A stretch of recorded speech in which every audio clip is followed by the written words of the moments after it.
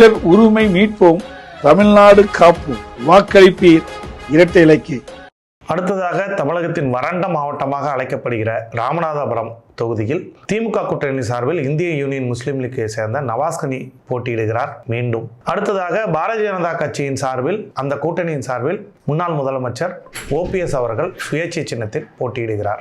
அதிமுக வேட்பாளராக ஜெயபெருமாளும் நாம் தமிழர் கட்சியை சேர்ந்த வேட்பாளர் சந்திரபிரபா ஜெயபாலும் போட்டியிடுகிறார்கள். இந்த தொகுதியை பொறுத்தவரை திமுக அதிமுக இரண்டு கட்சிகளுக்கு மிகப்பெரிய வாக்கு வங்கி என்பது கடந்த காலங்களில் நிரூபிக்கப்பட்ட ஒன்று. சிட்டிங் எம்பியாக இருக்கக்கூடிய நவாஸ்கனி தொகுதிக்குள் வலம் வரவில்லை, தொகுதிக்கென்று எந்த திட்டத்தையும் செய்யவில்லை என்ற எதிர்ப்பலைகள் இந்த தொகுதியில் இருந்தாலுமே கூட இங்கு இருக்கக்கூடிய சிறுபான்மையினரின் வாக்குகள் அனைத்தும் ஒட்டுமொத்தமாக ஏணி சின்னத்திற்கே வந்து விழும் என்பது இங்கே கள நிலவரமாக இருக்கிறது. அதைவிட மேலாக பாரதிய ஜனதா கட்சியின் சார்பில் அந்த கூட்டணியில் OPS அவர்கள் போட்டியிடுகிறார்.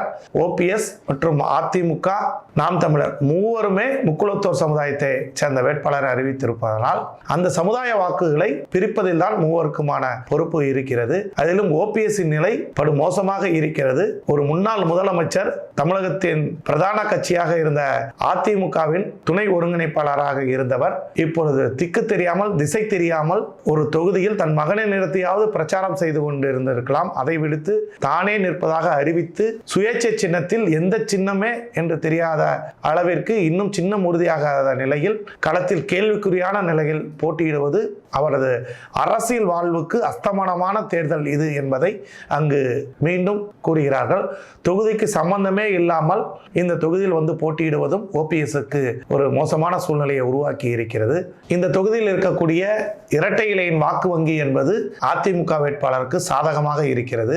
அதே போன்று முக்குளத்தோர் வாக்குகளை நாம் தமிழரும் பங்கு போடுகிறது. என்னதான் இவர்கள் எல்லாம் முட்டி மோதி கொண்டு இருந்தாலுமே கூட டெபாசிட் தொகை வாங்குவதற்கே OPSக்கு பெரும்பாடாகிவிடும், அதுவாவது காப்பாற்றி விடுவாரா என்ற நிலைதான் இங்கு இருக்கிறது. ஒருவேளை இவர் பாஜகவின் சார்பில் தாமரை சின்னத்தில் போட்டியிட்டு இருந்தால் கூட இந்த தொகுதியில் அதிகரித்து வரக்கூடிய இந்து வாக்குகள் ஒட்டுமொத்தமாக அறுவடை செய்திருந்தால் கூட டெபாசிட் தொகையை பெறக்கூடிய அளவிற்கு OPS நிலை வந்திருக்கும். அதையும் இந்த தொகுதியை பெற OPS தவறிவிட்டார்.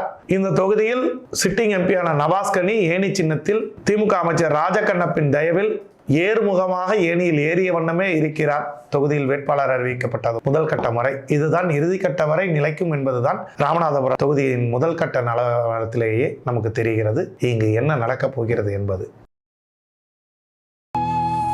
அம்மா ரெடியா? ரெடிமா. எல்லாம் கனவு மாதிரி இருக்குமா? நம்ம வீட்டு பொண்ணு ஒருத்தி டாக்டர் ஆக போறா. நம்ம எடப்பாடி ஐயா தான் அரசு பள்ளியில படிக்கிற மாணவர்களுக்கு 7.5% உள்ளொதுக்கீடு செஞ்சு கொடுத்து இதை சாத்தியப்படுத்தினது அவர்தானே. என்னை போன்ற ஒரு கனவு நனவானது. தமிழர் உரிமை மீட்போம், தமிழ்நாடு காப்போம், வாக்களிப்பீர் இரட்டை இலக்கு.